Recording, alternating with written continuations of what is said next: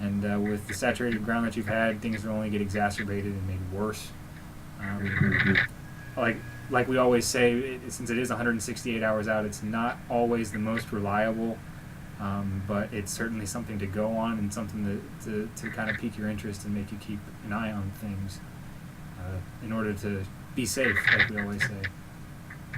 Other than that, Joe, you got anything to put in? No, not much. I mean, as always, guys, go to our website. You can find us on there. Ask us questions. We also are looking for photos too to use. We keep borrowing photos from local news stations, but we like to actually have photos from our viewers if we possibly can to use them. And that way it'll give us a little bit better idea of how we are doing, and actually what it's like in the ground zero areas that we're at. So I forgot to mention that picture at the beginning was from one of the tornadoes that was around the Tennessee-Kentucky border. We got that from one of the local news stations in that area. So definitely, please send us pictures. We would love to see them. We would love to use them, put them onto these videos, and just give everybody else an idea of what all is going on around the country.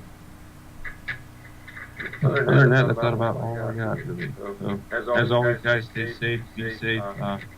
We'll be around to give you guys an update on Friday if stuff starts to go really bad. So let us know. All right, guys, we'll see you at the next forecast.